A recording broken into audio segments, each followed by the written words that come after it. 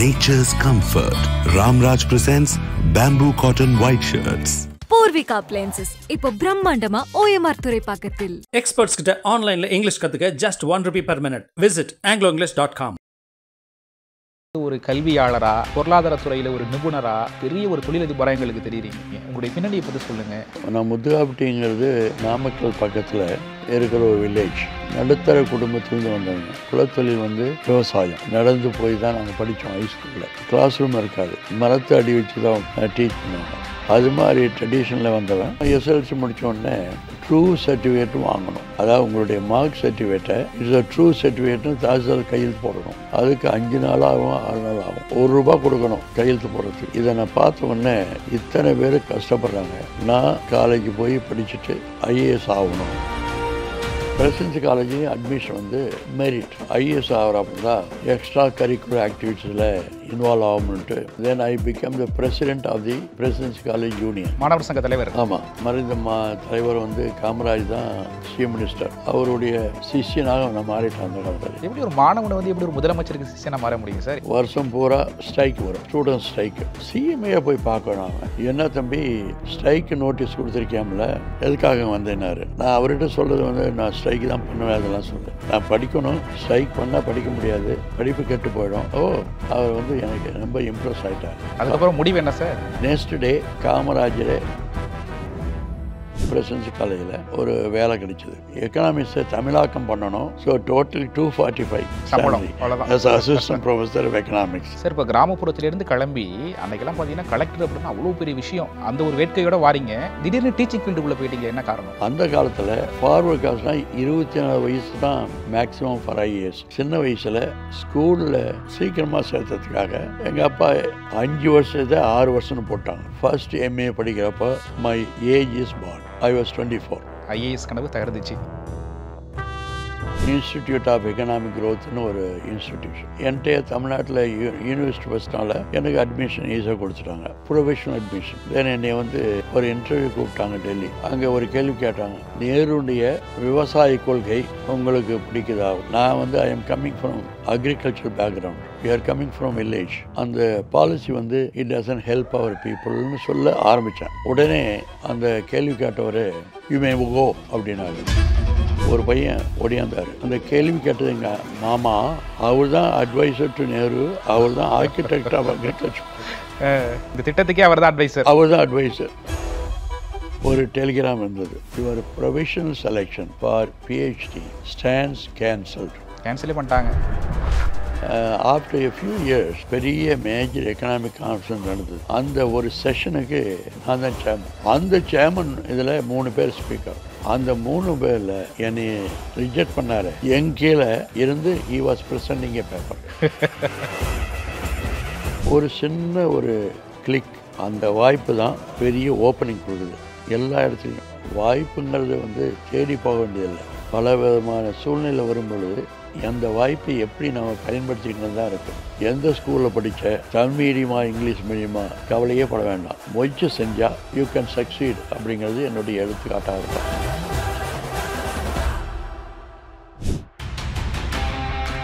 கலாட்டா நேயர்களுக்கு வணக்கம். இன்றைய சிறப்பு நேர்காணலுக்கு உங்களை அன்போடு வரவேற்கிறோம்.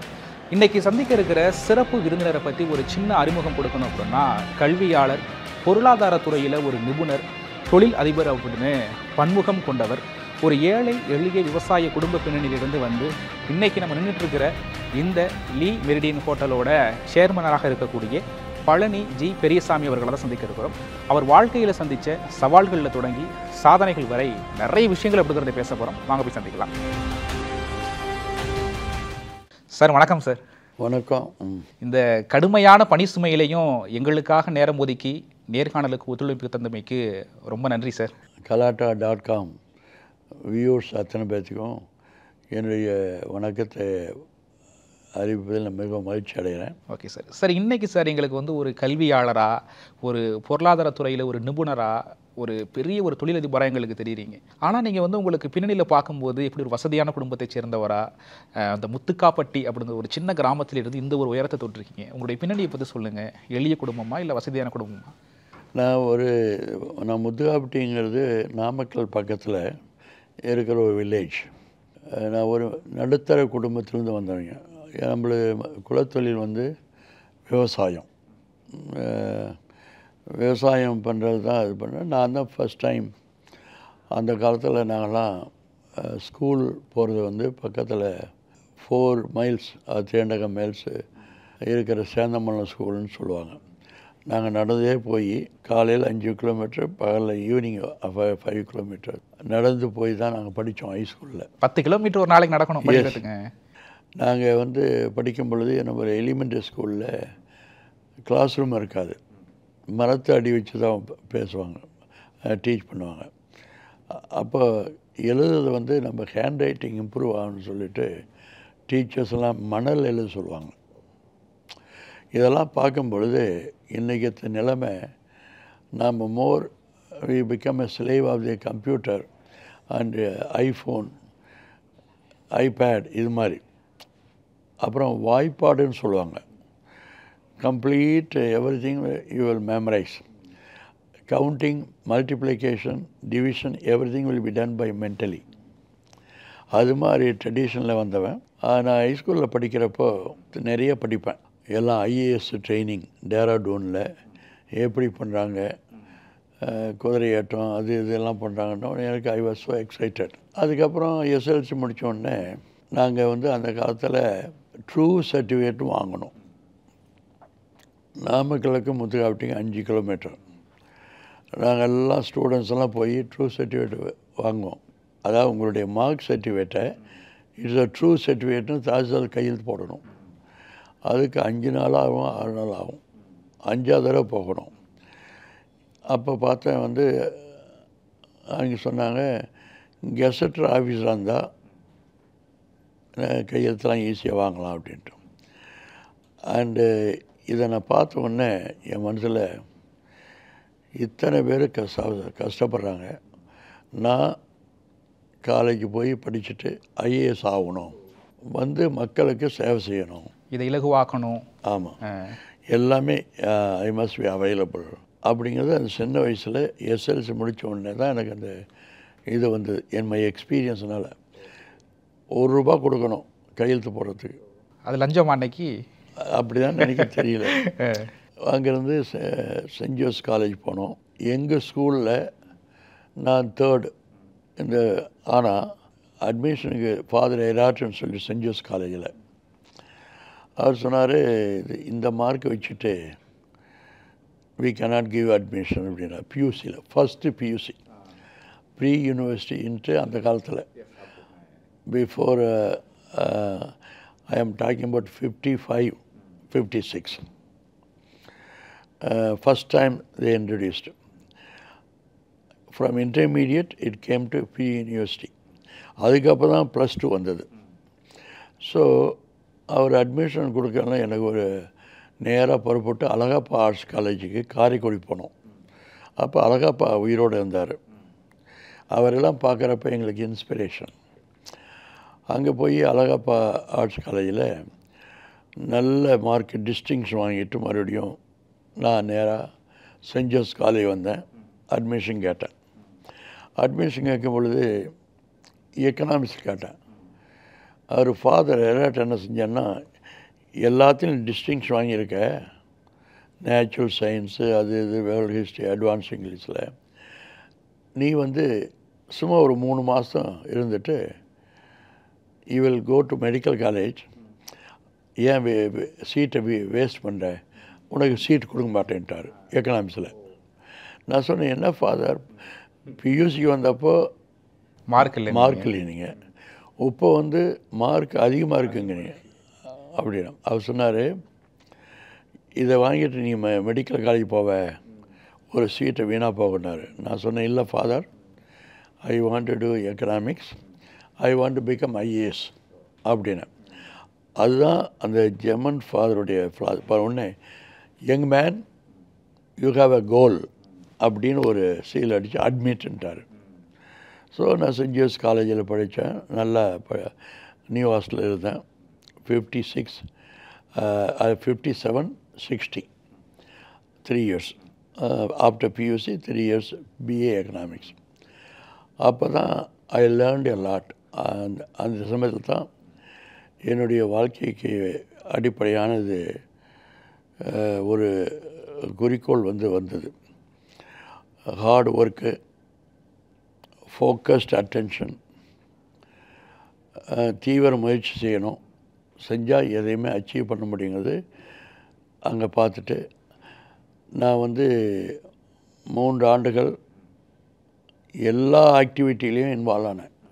அப்போ தான் ஐஏஎஸ் ஆக முடியும்ட்டு. தமிழ்நாட்டில் 2 யூனிவர்சிட்டி தான். ஒன்று Annamalai university, 2 Madras university. Entire தமிழ்நாட்டில் இருக்கிற மெட்ராஸ் யூனிவர்சிட்டியில் நான் எக்கனாமிக்ஸில் நம்பர் 1 ரேங்க் 1 ஃபஸ்ட் ரேங்க் வாங்கினேன், கோல்டு மெடலிஸ்ட். அப்போ கவர்னராக இருந்தவர் மைசூர் சாம்ராஜ் வாரியார், மைசூர் மகாராஜா, அவர்கள் கையில் தான் நான் கோல்டு மெடல் வாங்கி யூனிவர்சிட்டி ரேங்க் நம்பர் 1 ரேங்க் இன் எக்கனாமிக்ஸ். அதுக்கப்புறம் தான் I came to presidency college. இதில் என்னன்னா நிறைய படிக்கிறவங்க ஃபாதர் சொன்னார், நிறைய மார்க்கில் வந்தாங்க, உன்னுடைய மார்க் கம்மின்னு சொன்னாலும் அதே யூனிவர்சிட்டியில் அதே காலேஜில் நானும் கம்பீட் பண்ணி நான் எல்லாத்த விட அதிகம் வாங்க முடியும்னு ப்ரூவ் பண்ணோம். வில்லேஜ்லேருந்து போகிறோம், தமிழ் மீடியம் ஸ்கூலு இருந்தாலும் ஆல் ஓவர் தமிழ்நாடு நம்பர் 1 வரதுக்கு காரணம் இது மாணவிகளுக்கு இந்த இப்போ இருக்கிற இளைஞர்களுக்கு ஒரு என்னென்னா முடியாதுன்னு ஒன்றும் இல்லை. உங்கள் பேக்ரவுண்டோ எந்த ஸ்கூலில் படித்த தமிழ் மீடியமா இங்கிலீஷ் மீடியமா இதெல்லாம் சரியில்லை, கவலையே பட வேண்டாம். முயற்சி செஞ்சால் ஒரு கொள்கையோடு ஒர்க் பண்ணால் யூ கேன் சக்சீட் அப்படிங்கிறது என்னுடைய எடுத்துக்காட்டாக இருக்கலாம். அப்புறம் பிரசிடென்சி காலேஜ் வந்தோம். பிரசிடென்சி காலேஜ்லேயும் அட்மிஷன் மெரிட். அப்புறம் நினச்சேன் பிரசிடென்சி காலேஜ் வந்த பொழுது ஐஏஎஸ் ஆகிறாப்புல தான் எக்ஸ்ட்ரா கரிக்குலர் ஆக்டிவிட்டீஸில் இன்வால்வ் ஆகும்னுட்டு then I become the president of the Presidency College union. மாணவர் சங்க தலைவர். ஆமாம், அது பை எலெக்ஷனில் I won the election and I become the. அப்போ ஆஸ் அ ஸ்டூடெண்ட் லீடர் எனக்கு ஒரு நிறைய ஆப்பர்ச்சுனிட்டி இருந்தது. காமராஜ் தான் மறைந்த தலைவர் காமராஜ் தான் சீஃப் மினிஸ்டர். அந்த காலத்தில் நான் பிரசிடென்சி காலேஜ் பிரசிடெண்ட் ஆக்கனால நிறைய வாய்ப்புகள் இருந்தது. அவருடைய சிஷியனாக நான் மாறிட்டேன் அந்த காலத்தில். எப்படி ஒரு மாணவனை எப்படி ஒரு முதலமைச்சருக்கு சிஷியனாக மாற முடியும் சார்? என்ன எப்படின்னா வெரி இன்ட்ரெஸ்டிங். எப்படின்னா அந்த காலத்தில் வருஷம் பூரா ஸ்ட்ரைக் வரும், ஸ்டூடெண்ட் ஸ்ட்ரைக்கு. அந்த வருஷமும் all the colleges want me to conduct A student strike. Strike என்னன்னா சி சுப்பிரமணியம் நிதி அமைச்சராக இருந்தார், எஜுகேஷன் மினிஸ்டராக இருந்தார். அவர் இங்கிலாந்து போனார். போயிட்டு அங்கே இருக்க சிஸ்டத்தை பார்த்துட்டு காலையில் ஏர்லி மார்னிங் 8:30 ஆர் 8 o'clock ஆரம்பிச்சுட்டு 3 மணிக்கு 3:30 மணிக்கு காலேஜஸ் அண்ட் ஸ்கூல்ஸ் இது பண்ணிடலாம், அதுதான் நல்ல time for a good education அப்படின்னு. இங்கே காமராஜ் சீஃப் மினிஸ்டர், இவர் education minister. So he change the timing. அது மெட்ராஸ் பாய்ஸுக்கு சூட் ஆகலை. அதனால் they all wanted to go and strike. அப்போ எனக்கு ஸ்ட்ரைக்கெலாம் பிடிக்காது.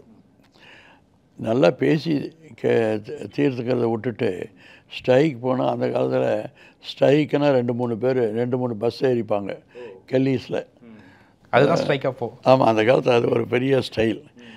அது பர்டிகுலர் லா ஸ்கூல், லா காலேஜ், பச்சைப்பா காலேஜ் ஆரம்பிப்பாங்க. அதுக்கப்புறம் எல்லா காலேஜும் ஸ்ப்ரெட் ஆகும். இந்த மாதிரி எனக்கு பிடிக்காது. ஸோ நான் நினச்சேன் ஏன் சிஎம்ஏ போய் பார்க்கணும் அவன் அப்படின்ட்டு. Some other we got an appointment. அப்போ கல்வி அமைச்சர் வெளிநாட்டில் இருக்கார். வெளிநாட்டுக்குள்ள அவர் இதுக்கு இங்கிலாந்து போயிட்டு வந்துட்டு உடனே அமெரிக்கா போயிட்டார். ஸோ நாங்கள் போய் உடனே இது சீஃப் மினிஸ்டர் பார்த்தாரு. என்ன தம்பி ஸ்ட்ரைக்கு நோட்டீஸ் கொடுத்துருக்கியாம்ல,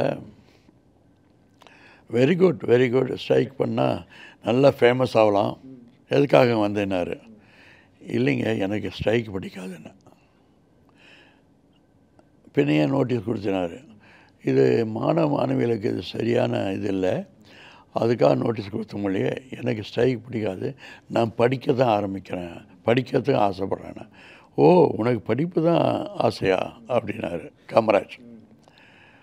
என்ன வாட் இஸ் த ப்ராப்ளம்னார். அதுக்கப்புறம் நான் அவர்கிட்ட சொல்கிறது வந்து நான் ஸ்ட்ரைக்கு தான் பண்ணுவேன் அதெல்லாம் சொல்ல, நான் படிக்கணும், ஸ்ட்ரைக் பண்ணால் படிக்க முடியாது, படிப்பு கெட்டு போயிடும், ஸ்டூடெண்ட்ஸோட வாழ்க்கை வீணாக போயிடும், அதனால் வந்து ஸ்ட்ரைக் இல்லாமல் பண்ணால் பரவாயில்லைங்கிறதுக்காக தான் ஐயாவிட்டு வந்திருக்குன்னு சொன்னேன். உடனே ஓ ஏப்பா ஸ்ட்ரைக் பண்ணால் பெரிய மனுஷன் ஆகலாமே. அன்னைக்கு அப்படி இருந்துச்சுங்களா சார்? அன்னைக்கு அப்படி இருந்துச்சுங்களா? ஸ்ட்ரைக் பண்ணாத மாதிரி ஃபேமஸ் ஆகலாம், பெரிய லீடராக எல்லாமே ஸ்டூடெண்ட் இல்லைங்க அப்படி. அவர் வந்து எனக்கு ரொம்ப இம்ப்ரெஸ் ஆகிட்டார். பண்ணோடனே இப்போ சி சுப்பிரமணியம் வெளிநாட்டில் இருக்கார், நீங்கள் போய் ஆக்டிங் எஜுகேஷன் மினிஸ்டர் பக்தவச்சலம் அவர் போய் பாருங்கினார். அப்போயே காமராஜ் என்னைய கொஞ்சம் என் மேலே ஒரு ஆசை வந்துட்டுது, ஒரு ஒரு அன்போடு.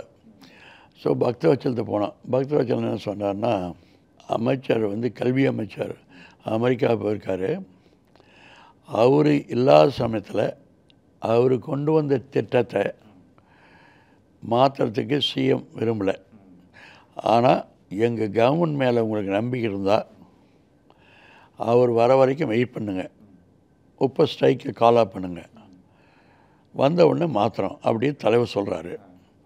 இல்லை எங்கள் மேலே நம்பிக்கை இல்லைன்னா நீங்கள் ஸ்ட்ரைக் ஆரம்பி, நான் எங்களுடைய கவர்மெண்ட் பவரை காமிக்கணும் அப்படின்னாரு. இதில் வந்து 2-3 இது லெசன் இன் மாடர்ன் லைஃப்.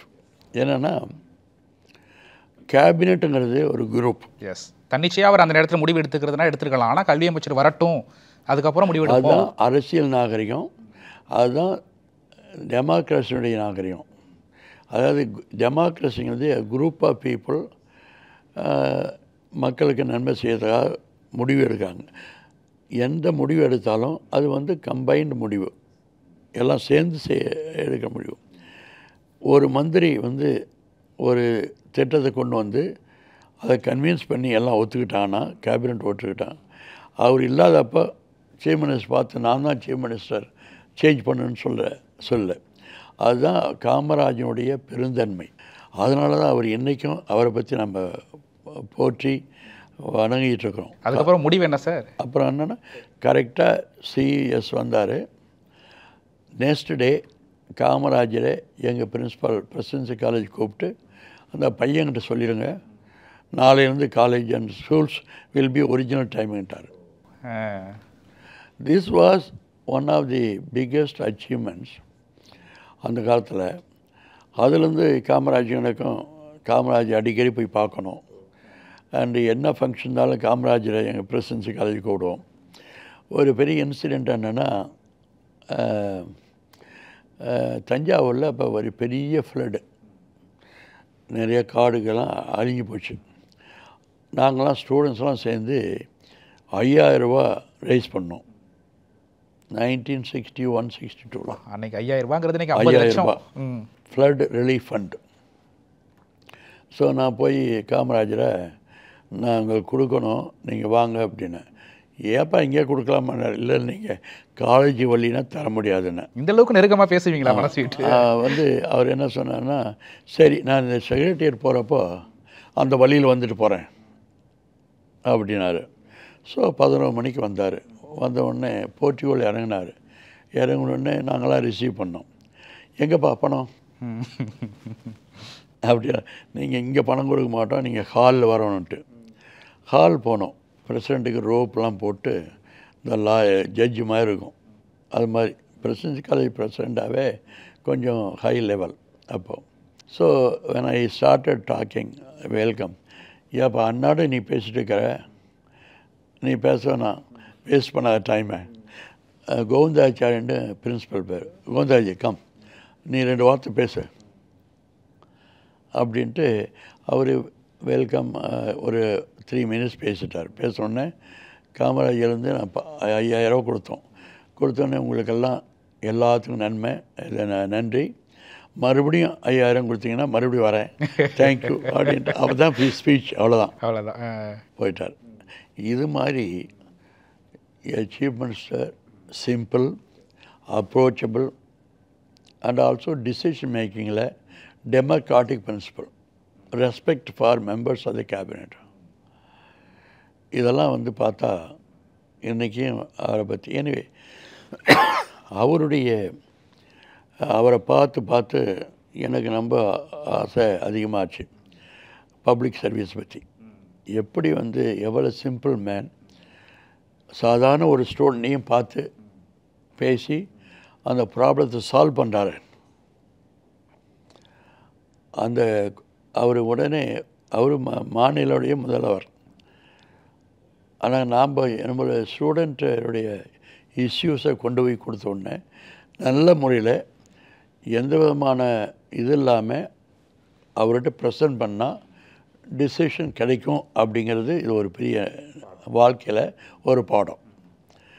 ஏன்னா இப்போ என்ன செய்கிறாங்கன்னா, ஒரு ப்ராப்ளம் வந்ததுன்னா அந்த ப்ராப்ளத்தை கன்சர்ன்டு பீப்புள் போய் சொல்லி பேசி தீர்த்துக்கலாங்கிற கான்செப்டே இல்லை.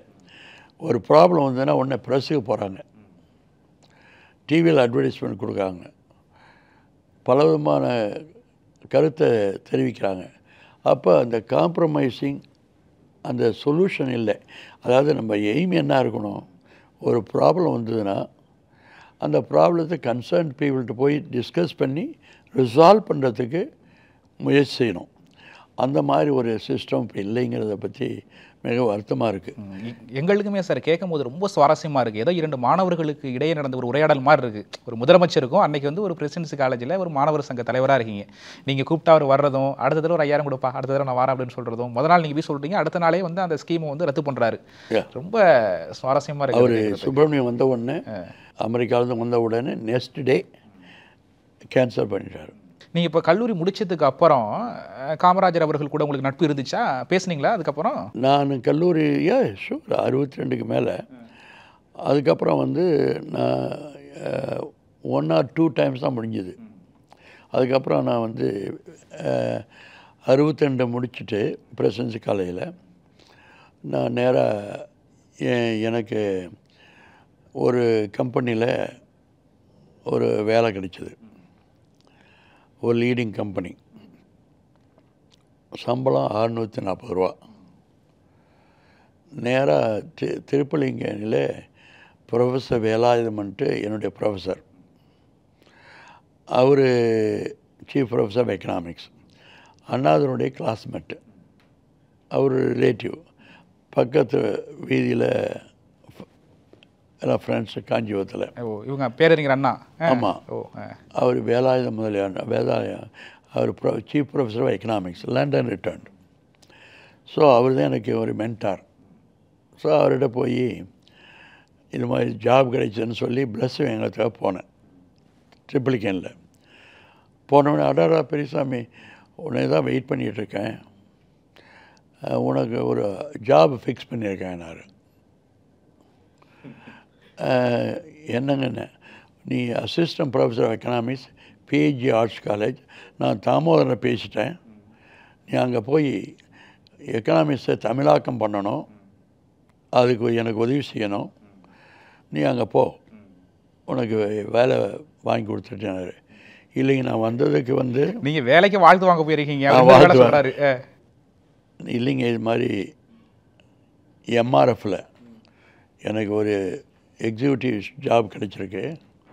ஏன்னா university first, student leader and good education அதெல்லாம் இருந்தோடனே ஐ காட் இட். அண்டு அவர் சொன்னார், no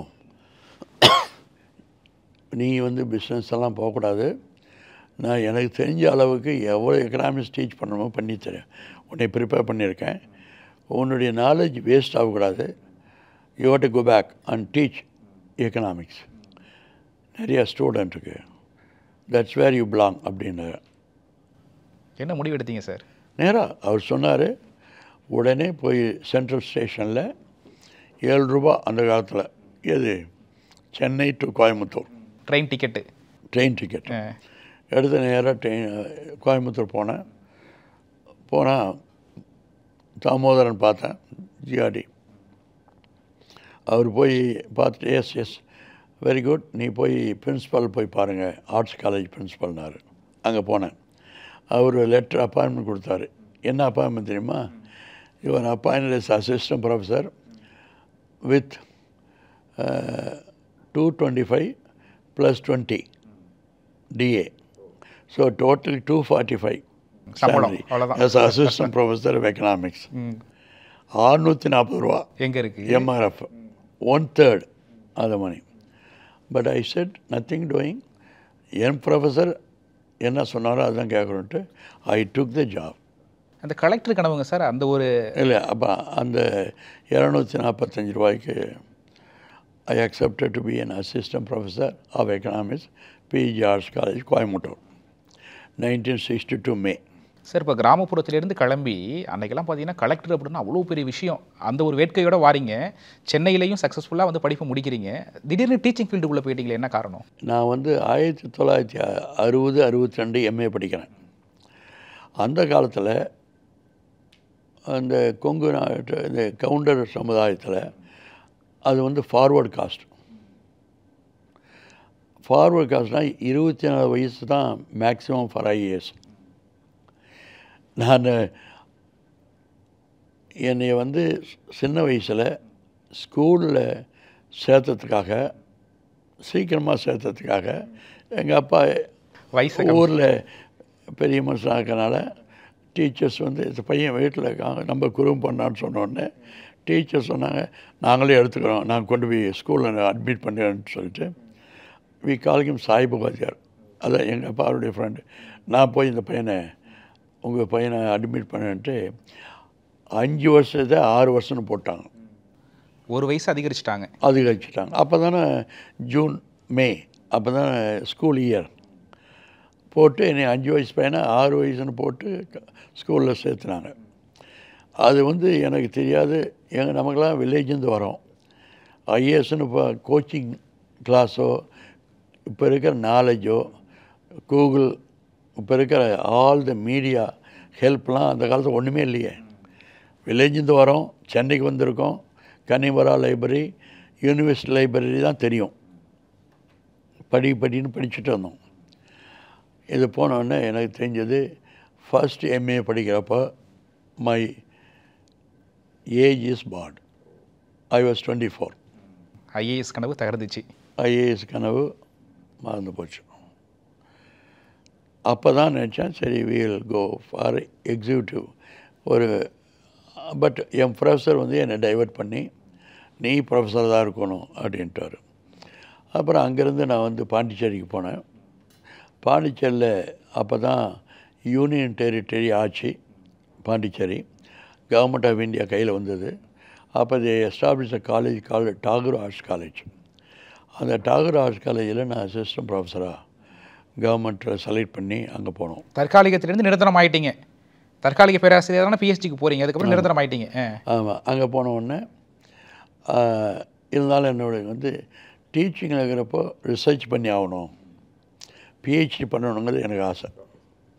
so I applied for Delhi institute of economic க்ரோத்னு ஒரு இன்ஸ்டிடியூஷன். அந்த காலத்தில் அதனுடைய சேர்மன் வந்து டாக்டர் லோகநாதன்ட்டு பேர், தமிழாள். என்னை வந்து என்டையர் தமிழ்நாட்டில் யூனிவர்சிட்டி ஃபஸ்ட்னால எனக்கு அட்மிஷன் ஈஸியாக கொடுத்துட்டாங்க, ப்ரொஃபஷனல் அட்மிஷன். தென் என்னை வந்து ஒரு இன்டர்வியூ கூப்பிட்டாங்க டெல்லி. அப்போ தான் first time I am going to north India train ride. அங்கே யார் டெல்லி போகிறது, எப்படியோ போய் சேர்ந்து இன்டர்வியூ போனால் அங்கே ஒரு கேள்வி கேட்டாங்க, நேருடைய விவசாய கொள்கை உங்களுக்கு பிடிக்குதா, உனக்கு பிடிக்குதான்னு இன்டர்வியூ கேட்டாங்க. நான் சொன்னேன், அந்த கொள்கை எனக்கு சரியாக படல, I am not in agreement. நான் வந்து I am coming from agriculture background, we are coming from village. So அந்த பாலிசி வந்து it doesn't help our peopleன்னு சொல்ல ஆரம்பித்தேன். உடனே அந்த கேள்வி கேட்டவர் யூ மே கோ அப்படின்னாரு. பக்கத்தில் இருந்த மெம்பர்ஸ்லாம் no let the young man speak அப்படின்னாரு. No he doesn't have to speak அப்படின்னு வெளியே வந்தேன். It's a culture shock. என்னை ஏற்கனவே செலக்ட் பண்ணிட்டாங்க, ப்ரொஃபஷனல் செலெக்ஷன். ஒரு பையன் ஓடியாந்தார்.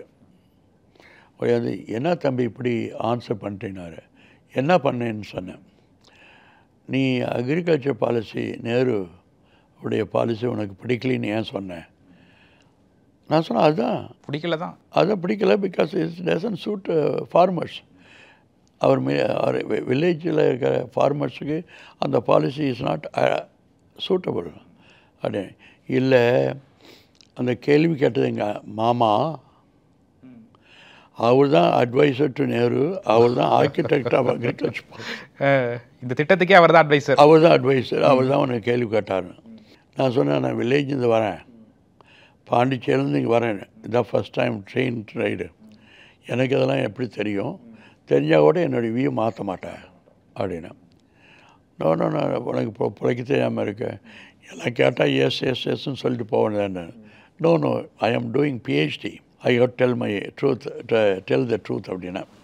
அப்போ தான் வந்து நேராக ட்ரெயின் எடுத்து பாண்டிச்சேரி வந்தேன். வந்து ரீச் ஆனோடனே ஒரு டெலிகிராம் இருந்தது. என்ன இருந்ததுன்னா, your provisional selection for PhD stands cancelled. கேன்சலே பண்ணிட்டாங்க. Then that day, that's in June, I said in 2 months I will go to America. அடுத்த 2 மாதத்தில் அன்னைக்கே டிசைட் பண்ணேன். I want to do PhD and I was selected. என்னுடைய opinion express பண்ணதுனால my admission is denied. So I must go abroad and prove I can become a PhD. ஒரு வடநாட்டில் போய் இது மாதிரி ஒரு சம்பவம் மனசு வந்து ஒரு தளர்ந்து போயிருக்கும், ஒரு பின்னோக்கி போயிருக்கும். இருந்தும் வந்து எத்தனோ மைல் பல நாடுகளில் கடந்து அமெரிக்காவுக்கு போய் நம்ம வந்து நிரூபணம் பண்ணி காட்டுவோம் நம்மளுடைய அப்படிங்கிறத ஒரு தன்னம்பிக்கை எப்படி சார் வந்துச்சு? பல யூனிவர்சிட்டிலேருந்து எனக்கு அட்மிஷன் இருந்தது. மிகவும் கஷ்டப்பட்டு, அந்த காலத்தில் ஃபாரின் எக்ஸ்சேஞ்ச் கிடைக்காது, அந்த காலத்தில் எப்படி அமெரிக்கா போகிறதுனே தெரியாது. ஐ ஆம் டாக்கிங் அபவுட் 1967. எப்படி அமெரிக்கா போகிறது, என்ன எக்ஸாம் எழுதுறது, எப்படி அப்ளை பண்ணுறது. எனக்கு 2-3 அட்மிஷன் இருந்தனால யூனிவர்சிட்டி ஆஃப் பிட்ஸ்பர்க்னு சொல்லிட்டு அமெரிக்காவில் நல்ல யூனிவர்சிட்டி, அதில் சீட்டு கிடைச்சது. நான் உடனே August 27, 1967 I landed in America for to do PhD. 2 மாதம், ஜூன் மாதம் cancellation, August I was in America. அதில் என்ன ஸ்டேஞ்சுனா, after a few years New ஆர்லியன்ஸ்ன்னு சொல்லிட்டு ஒரு டவுனில் பெரிய மேஜர் எக்கனாமிக் கான்ஃபரன்ஸ் நடந்தது. அந்த ஒரு செஷனுக்கு நான் தான் சேர்மன். அந்த சேர்மன் இதில் 3 பேர் ஸ்பீக்கர். அந்த 3 பேரில் யாருன்னா, என்னை ரிஜெக்ட் பண்ணார் அந்த professor was one of the speakers for stage. என்னை வந்து ரிஜெக்ட் பண்ண ப்ரொஃபஸர் என் கீழே இருந்து he was presenting a paper. Doctor KN Raju அப்படின்ட்டு அவர். அன்னைக்கு தான் நீங்கள் முழுமையான ஒரு வெற்றியை உணர்ந்துருக்கீங்க. Then he came and said, I went to him. I said, Dr. Raju, he complimented me in the speech. I owe this to Dr. Raju. Dr. Raju இல்லைன்னா நான் அமெரிக்கா வந்திருக்க மாட்டேன். இவருக்கு ஒன்றும் தலையும் காலம் புரியல. Then I told him, you cancelled my PhD. நீங்கள் கேன்சல் பண்ணினா நான் அமெரிக்கா வந்திருக்க மாட்டேன். இந்தியாவில் தமிழ்நாட்டில் ஏதோ ஒரு இடத்துல இருந்திருப்பீங்க, அவ்வளோதான். ஆமாம். ஸோ அதனால் ஐ தேங்க்யூ, நீங்கள் தான் responsible for me to come to அமெரிக்கான்னு. You are so happy, hug பண்ணிவிட்டு சொல்கிறேன். பட் என்னென்னா ஒரு சில இடத்துல ஒரு சின்ன ஒரு கிளிக், அந்த வாய்ப்பு தான் பெரிய ஓப்பனிங் கொடுக்குது எல்லா இடத்துலையும். ஏன்னா வாய்ப்புங்கிறது வந்து தேடி போக வேண்டியதில்லை. பல விதமான சூழ்நிலை வரும்பொழுது அந்த வாய்ப்பை எப்படி நம்ம பயன்படுத்திக்கணும் தான் இருக்குது. எல்லாம் சொல்கிறாங்க எனக்கு வந்து I am not lucky, I am not fortunate, எனக்கு ஒன்றும் சரியில்லை, ஜோசியம் சரியில்லை. அது I don't believe all these things. இப்போ அதாவது ஒரு ஆள் இந்த இடத்துக்கு போகணும்னு முடிவு பண்ணிட்டா அதுக்கு என்னென்ன செய்யணும்னு முயற்சி எடுத்தால் முயற்சி வந்து முடிவாகும். இன்றைக்கி நீங்கள் சொல்லும் போது வந்து கேட்குறதுக்கு வந்து எங்களுக்கு அந்தளவுக்கு வந்து கனெக்ட் ஆகலை. ஆனால் அன்னைக்கு சார் ஒரு 1960 போன்ற காலகட்டங்களில் அமெரிக்காவுக்கு போகிறது அப்படின்னாலே பெரிய விஷயம். இன்றைக்கி வந்து பெரிய விஷயமா இருக்குது. அன்றைக்கி வீட்டில் எதுவும் சொன்னாங்களா, இவ்வளோ தூரம் போகிறப்பா அது மாதிரி அங்கே எதுவும் நிராகரித்த உடனே கோவப்பட்டுட்டு போகிறீங்களே, பேராசிரியர்கள்ட்ட எதுவும் நீங்கள் எதுவும் கேட்டிங்களா, சஜஷன் கேட்டிங்களா, அது மாதிரி போவா சார் எதுவும் கேட்டிங்களா? அவரு கேட்டோம். பட் என்னென்னா அந்த காலத்தில் பெரிய ட்ராமா ஆகிட்டுது. எப்படின்னா நான் வில்லேஜுக்கு போன உடனே நிறைய கும்பல் வீட்டில். ஆனால் எங்கள் மாமனார் என்ன செஞ்சான்னா எங்கள் அப்பாட்ட போய் பையனை அமெரிக்கா அனுப்பாதீங்க, ஏன்னா அப்போதைக்கு ஐ வாஸ் மேரிட். எந்த காலகட்டத்தில் மேரேஜ் பண்ணீங்க? I think 1964. இல்லை அந்த டெல்லியில் இது மாதிரி நிராகரிச்சாங்களா அதுக்கு அப்புறமா, இல்லை படிச்சுட்டு இருக்க போதீங்களா? அதுக்கப்புறம் அசிஸ்டன்ட் ப்ரொஃபஸர் 5 வருஷம் தான். இல்லை, அந்த பீரியடில் கல்யாணம் பண்ணிட்டீங்க. ஸோ ஏன்னா அமெரிக்கா போனால் அங்கே அமெரிக்கன் கல்ச்சர் லேடியை கல்யாணம் பண்ணிக்குவாங்க, என் டாக்டரை விட்டுவாங்க. எங்கள் அப்பா சொல்லிட்டாரு, என் பையன் மேலே எனக்கு நம்பிக்கை உண்டு, உங்களுக்கு நம்பிக்கை இல்லாமல் இருக்கலாம், whatever my son wants to do I want him to do அப்படின்ட்டார். ஸோ எப்பவுமே சென்டாப்பில் எல்லாம் ஹாப்பியாக இருப்பாங்க. எங்கள் வீட்டில் இன்றைக்கி பார்த்தா சவக்கோலம். ஒரு பக்கம் எங்கள் அம்மா அழுதுகிட்ருக்கு, இந்த பக்கம் எங்கள் அப்பா, எங்கள் மாமனார் எல்லாம். எங்கள் ஒய்ஃப் மட்டும் சொன்னாங்க லெட் அஸ் கோ அப்படின்ட்டு. உடனே அங்கே பஸ்ஸு நிறுத்தி பஸ்ஸில் சென்னைக்கு வந்துட்டோம். வந்துட்டு எல்லாமே நாங்களே பண்ண வேண்டியது. ஏன்னா உடனே ட்ராவல் ஏஜென்ட்டு பார்க்காது எல்லாம். அதில் ஒரு பிரச்சனை எப்படின்னா, பிஹெச்டி பண்ணுறதுக்கு நான் திடீர்னு போக ஆரம்பித்தனால இந்த ஃபெலோஷிப்லாம் கிடைக்கிறது நேரம் ஆச்சு. I don't want to waste time, I didn't want to waste time. So I applied because I was university first. நான் அப்ளை பண்ணேன் ஃபாரின் எக்ஸ்சேஞ்சுக்கு. அப்போ ரிசர்வ் பேங்க் ஆஃப் இந்தியாவில் ஒரு ரூல் என்னென்னா, யார் ஃபஸ்ட் கிளாஸ் வாங்கியிருக்காங்களோ அவங்களுக்கு ஃபாரின் எக்ஸ்சேஞ்ச் கொடுக்கலாம் அப்படின்னு ஒரு ப்ரொவிஷன். ஆனால் நான் எக்கனாமிக்ஸ் படித்ததுனால எக்கனாமிக்ஸில் B+ தான், ஏ கொடுக்க மாட்டாங்க. நான் யூனிவர்சிட்டி ஃபஸ்ட்டு, ஆனால் என்னுடைய கிரேடு வந்து P+. அவருக்கு ஒரே சங்கடம். பட் அவர் என்ன செஞ்சார்னா, யூனிவர்சிட்டி ஃபஸ்ட், இந்த பையனுக்கு நாம் என்கரேஜ் பண்ணினா வில் மிஸ் தி ஆப்பர்ச்சுனிட்டி அப்படின்ட்டு he overlooked every objection. He gave me foreign exchange. கங்குலின்னு பேர், deputy control of currency. I have faith in the kind. எனக்கு எவ்வளோ தெரியுமா, $52,000 ஃபாரின் எக்ஸ்சேஞ்ச் கொடுத்தாங்க அந்த காலத்தில். எத்தனை வருஷத்துக்கு சார் இது? 4 இயர்ஸுக்கு. 4 இயர்ஸுக்கு. பட் கையில் வந்து $7 தான் கொடுத்தாங்க. வெறும் $7? எஸ், $7 தான் வச்சுட்டு தான் அமெரிக்கா போகணும். என்ன சொல்கிறீங்க சார்? அன்னைக்கு 1967 எனக்குன்னு கை செலவுக்கு $7. பட் 52,000 இது டியூஷனுக்கு. அவர் ஃபெய்த். நான் போன உடனே எனக்கு என்னை ரிசீவ் பண்ணுறவங்க மிஸ் பண்ணிட்டாங்க. ஸோ ஏர்போர்ட்லேயே இருந்தேன். பசி, மிட் நைட். எங்கிட்ட இருக்கிறது $7 அதில் செலவு செஞ்சுட்டா பம்பு அப்படின்ட்டு தண்ணி அங்கேருந்து ஃபவுண்டன், வாட்டர் ஃபவுண்டனில் தண்ணி குடிச்சிட்டு அப்படியே உட்காந்தேன். நெக்ஸ்ட் மார்னிங் தான் அந்த வந்து என்னை கூட்டி போனாங்க. நான் மாதிரி எக்கனாமிக்கலாக அது மாதிரி இப்போ எப்படி தெரியுமா, நம்ம பாய்ஸ் போகிறப்போ 19 ஹவர்ஸில் போயிடலாம். நல்ல போன உடனே ரிசீவ் பண்ண இப்போலாம் எங்கே போனாலும் இதாக இருக்கும். ஸோ எனிவே போய் சேர்ந்தாச்சு. பட் போய் 2 மாதத்துலேயே எனக்கு ஃபெலோஷிப் கொடுத்துட்டாங்க.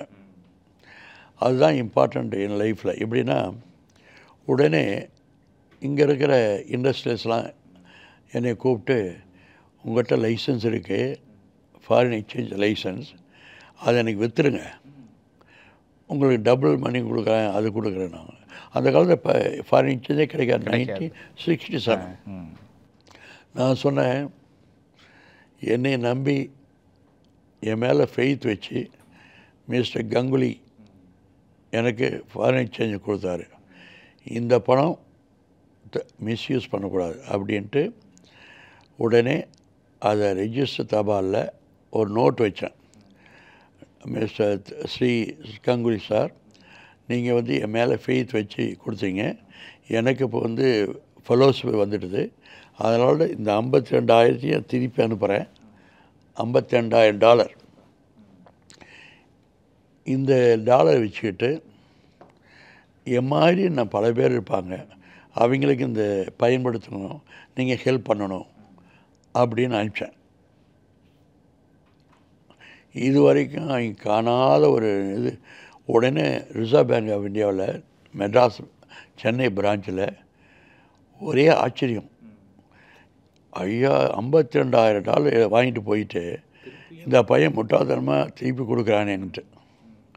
ஆனால் தே அட்மயர். உடனே கங்குலி நோட்டீஸ் பல்ல போட்டு, look, I get faith in the boy, I gave the பணம் கொடுத்தோம், பார்த்தியா, இப்போ அந்த பணத்தை அப்படியே திருப்பி அனுப்பிச்சிட்டான். So you must have faith. அதில் வந்து எனக்கு ரிசர்வ் பேங்கில் வந்து ராஜமாணிகன்னு ஒரு நண்பர் இருந்தார். அவர் உடனே கூப்பிட்டு சொன்னார், என்ன பெரியசாமி, பெரிய உன்னை வந்து இன்றைக்கி கொண்டாடுறாங்க, நோட்டீஸ் வரல உன்னை பற்றி கொண்டாடுறாங்க, ஐ ஆம் ப்ரவுட் ஆஃப் யூ அப்படி இப்படின்னு சொல்லி, அது ஒரு இன்சிடெண்ட் என் லைஃப்பில். அது ஒரு, ஏன்னா கவர்மெண்ட்டு நம்மளை நம்பி நமக்காக உதவி செய்யுது.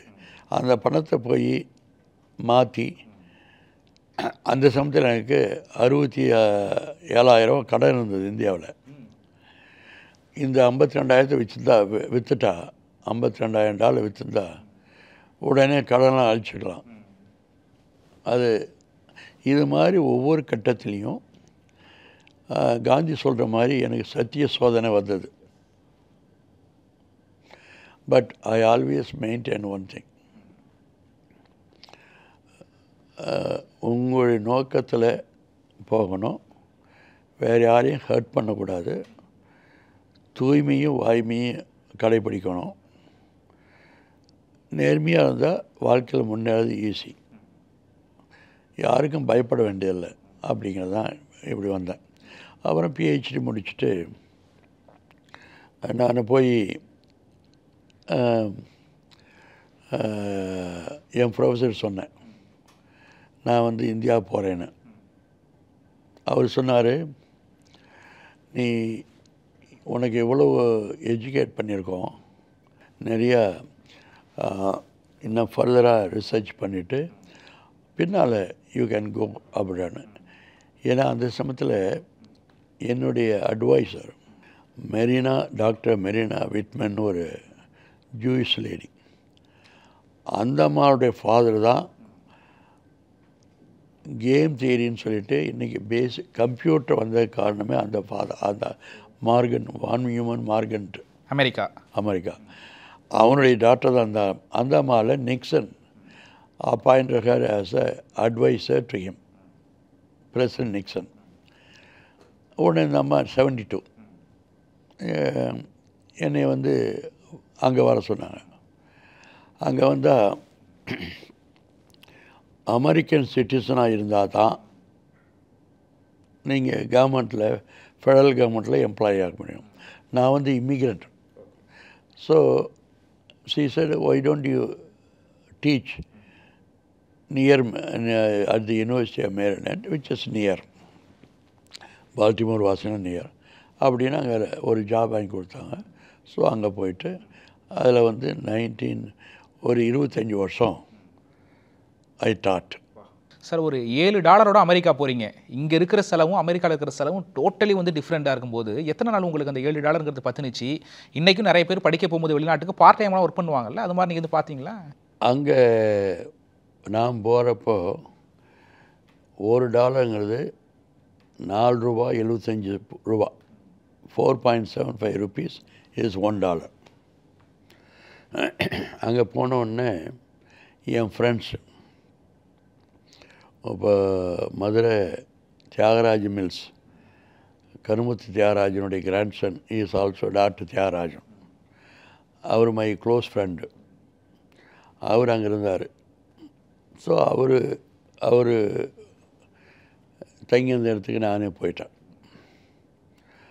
ஸோ அந்த காலத்தில் என்னென்னா ஒரு கதை சொல்லுவாங்க. டிஃப்ளேஷனுங்கிறது,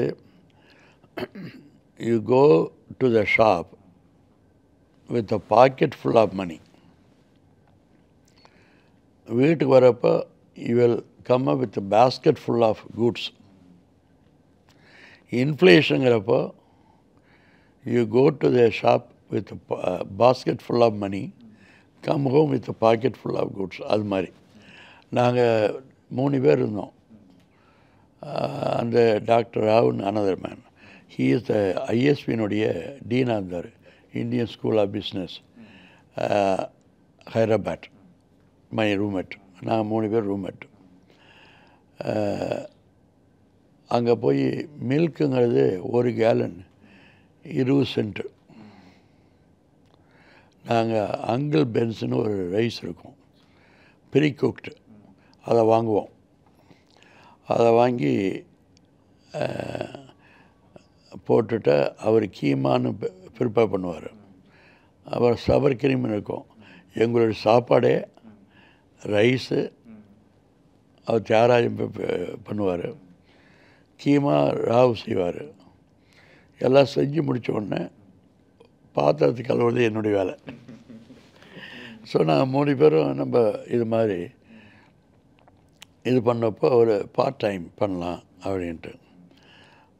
அப்போ இந்த யூபிஎஸ், யுனைடெட் பார்சல் சர்வீஸ், அதில் வந்து பார்சல் சார்ட் அவுட் பண்ணுறதுக்கு $1.75 கொடுப்பாங்க 1 ஹவருக்கு, $1.25. அது மாதிரி. அப்புறம் காலேஜில் ஹாஸ்டலில் டெப்டி வார்டர் மாதிரி, அதில் நைட் பூரா டியூட்டி 11 hours. இந்த 11 o'clock போவேன், 7 வரைக்கும் டியூட்டி. பகலில் காலேஜு, யூனிவர்சிட்டி, கிளாஸ் ரூம் எல்லாம் பார்த்து வந்து சாப்பிட்டுட்டு 11 to 7 I will work at the desk. Sir, ஒரு நம்பர் 1 ஸ்காலரு அமெரிக்காவுக்கு படிக்க போயிருக்கோம், இந்த வேலை பார்க்குறமே அப்படின்ட்டு ஒரு சின்ன ஒரு உறுத்தல் இல்லை உங்களுக்கு? பார்சல் சர்வீஸ் பார்க்குறமே அப்படின்லாம் இல்லையே, அதெல்லாம் வந்து that's a part of life. So உடனே போய் அங்கே டெஸ்க் சூப்பர்வைசர், அதில் உட்காந்துட்டு நைட் பூரா படிப்பேன். படிக்கிறதுக்கு அவங்க வசதி கொடுத்துட்டாங்க. எது? I was paid. ஸோ அந்த பணம் எனக்கு கிளப்பிச்சு. பகலில் வந்தோடனே 7 மணிக்கு வந்து 8 மணிக்கு ரெடி ஆகி மறுபடியும் காலேஜ். அப்புறம் நாங்கள் தங்கியிருந்த இடத்துக்கும் லைப்ரரிக்கும் ஒரு 3-4 மைல் இருக்கும். அதில் அந்த காலத்தில் பஸ்ஸுக்கு 30 சென்ட் கொடுக்கணும். நான் சொன்னேன் 30 சென்ட் என் கொடுப்பானே அப்படின்ட்டு I will walk all the way to the library. அங்கே பண்ணிவிட்டு அந்த 30 சென்ட் சேவ் பண்ணிவிட்டு 3 காஃபி வாங்குவேன் படிக்கிறதுக்கு, டு கீப் மீ அவேக். தூக்கம் வரக்கூடாதுன்னு. 10 சென்ட் ஒரு டைம்னு பேர். அந்த போகிற இது 30 சென்ட்டு, அதில் 3 காஃபி கிடைக்கும். திரும்பி வரப்போ வாக் பண்ணுவேன், அதில் 3 coffee. So 6 cups of coffee I will drink, saving the, so I will walk. So walking has become, for me, is a part and parcel of life அந்த காலத்தில். But after some time, I became a fellow, teaching fellow. அந்த பணத்தை வச்சுட்டு we manage life. 1972 வரைக்கும், 72லேருந்து அமெரிக்காவில் as assistant professor, associate professor and full professor. சிட்டிசன்ஷிப்பும் ஆகிட்டீங்க? சிட்டிசன்ஷிப்பும் நோ. ஓ, அது வரைக்கும் வாங்கலையா சார்? நான் வந்து க்ரீன் கார்டோடு சரி. அப்போ 1974 ஒரு இன்சிடெண்ட் நடந்தது. நானும் என் நண்பர்கள் 3 பேரும் 4 பேர் வந்து நவம்பர் தேங்க்ஸ் கிவிங் டே டிவி வாட்ச் பண்ணியிருந்தோம். அந்த டிவியில் இந்தியாவில் வேசக்டமி பண்ணி இதெல்லாம் பண்ணி பணம் வாங்கி நம்ம புவர் பீப்புள் தை ஈட் ரயில்வே ஸ்டேஷனில் எங்கே பார்த்தாலும் நான் பணத்தை வாங்கி தான் அவ்வளோ பாவர்ட்டியாக இருக்காங்க அப்படின்னு காமிச்சாங்க. அப்போ எங்கள் ஃப்ரெண்ட்ஸ் எல்லாம் சொன்னாங்க, என்ன இப்படி போய் இந்தியாவை பற்றி கெட்ட விதமாக காமிக்கிறாங்களே அப்படின்னாங்க. நாங்கள் எல்லாமே, நான் சொன்னேன், காமிக்கிறான்னா இருக்கிறது தானே காமிக்கிறான். ஆனால் நாம் என்ன செய்கிறோம்? American foundation, Ford foundation, Rockefeller foundation, population council of India, இவங்கெல்லாம் வந்து ஹெல்ப் பண்ணுறாங்க. நாம் என்ன செய்கிறோம்? அமெரிக்க வாழ் இந்தியராக என்ன பண்ணுறோம்? என்ன செய்கிறோம்? என்ன பெருசாக செய்யலாம் நாங்கள்? சரி, இன்னிலேருந்து $5 per month நாம் 4 பேர் டொனேட் பண்ணுறது. இட்ஸ் நாட் தி அமௌண்ட், அந்த காலத்தில் தான் செய்ய முடியும். ஸோ லெட் அஸ் ஸ்டார்ட் அப்படின்னு அன்னையிலேருந்து எவ்ரி மந்த் $5 போட்டு அந்த பணத்தை சம்பாதிச்சு இந்தியாவுக்கு அனுப்பி பல கேள் பண்ணுறதுக்கு ஆரம்பித்தோம். நான் இதை ஆரம்பித்த உடனே நிறையா ஃப்ரெண்ட்ஸ் கேட்டாங்க, நாங்களும் வரோம்ட்டு. இதாண்டா பெரிய வம்பா போச்சு, நிறைய பணம் வந்துடுது. அதுக்காக அந்த இதை ரெஜிஸ்டர் பண்ணோம். அதுக்கு தான் தமிழ்நாடு ஃபவுண்டேஷன் ஆஃப் USA. அங்கேயே ஆரம்பிச்சிட்டிங்க? அங்கே ஆரம்பித்தோம். 1974 ஆரம்பித்தோம். இன்றைக்கி வந்து அமெரிக்கா பூரா 50 ஸ்டேட்டில் தமிழ்நாடு ஃபவுண்டேஷன் 50 வருஷம் ஓவர் ஆகிட்டுது. 50 வருஷமாக இருக்குது. இப்போ நிறைய millions of dollar they are helping Tamil Nadu. அப்போ எங்களுக்கு ஒரு வீடு, ஒரு பில்டிங் தேவைப்பட்டது. நான் எம்ஜிஆர் கேட்டேன். எம்ஜிஆர் 4 கிரவுண்ட்ஸ் டெய்லர்ஸ் ரோடு கொடுத்தாரு. பர்சனல் மணியில் வச்சு வாங்கி கொடுத்து, அதுதான் தமிழ்நாடு ஃபவுண்டேஷன் ஆஃப் USAன்ட்டு இங்கே இருக்க டெய்லர்ஸ் ரோடில் ஒரு பில்டிங் கட்டிருக்கோம். ஆமாம், அந்த பில்டிங்கு அது நான் நல்லா வாங்கி கொடுத்தது. பட் எனிவே, அதன் மூலம் இன்றைக்கி பல விதமான பீப்புளுக்கு ஹெல்ப் பண்ணுறாங்க. அதே மாதிரி அமெரிக்காவில் தமிழை வளர்க்கணும், தமிழரை ஒன்று உடுத்தணும், தமிழ் கல்ச்சரை இது பண்ணணும் அப்படிங்கிறத டெவலப் பண்ணுறதுக்காக தமிழ் கல்ச்சுரல் அசோசியேஷன் ஆரம்பித்தேன். அது பின்னால் பேர் மாற்றிட்டோம், தமிழ் சங்கம்ன்ட்டு. தமிழ் சங்கம் வாஷிங்டன் நான் தான் ஆரம்பித்தது. தமிழ்நாடு ஃபவுண்டேஷன் ஆரம்பித்தது. இது மாதிரி இந்தியன் சொசைட்டி எல்லாத்தையும் இது பண்ணி மக்களுக்கு ஹெல்ப் பண்ணலாம் அப்படின்ட்டு. சார், இங்கேயே வந்து இன்டர்வியூ எடுக்க போன இடத்துல வந்து இந்த மாதிரி உங்களை நிராகரிப்பு பண்ணிட்டாங்க அப்படின்னா அமெரிக்கா போய் நம்மளுடைய பவர் என்னன்னு காம்பவுண்ட் போகிறீங்க, அங்கே போய் படித்து முடிச்சிட்டிங்க, சக்ஸஸ்ஃபுல்லாக அங்கேயும் வேலைக்கு சேர்றீங்க. அன்னைக்கு அங்கே வந்து சம்பளம் எவ்வளோ அப்படின்னு தெரிஞ்சுக்கலாமா? அப்போல்லாம் எங்களுக்கு வந்து அசிஸ்டன்ட் ப்ரொஃபஸருக்கு $12,000. இங்கே வந்து $225 சேர்றீங்க. 245, 225 + 20 DA பஞ்சப்படி 245. அங்கே $12,000 அன்றைய காலகட்டத்தில் assistant professor. Nature's comfort. Ramraj presents bamboo cotton white shirts. Poorvika appliances இப்போ பிரம்மாண்டமா OMR துறைப்பாக்கத்தில். எக்ஸ்பர்ட்ஸ் கிட்ட ஆன்லைன்ல இங்கிலீஷ் கத்துக்க just ₹1 per minute. Visit angloenglish.com.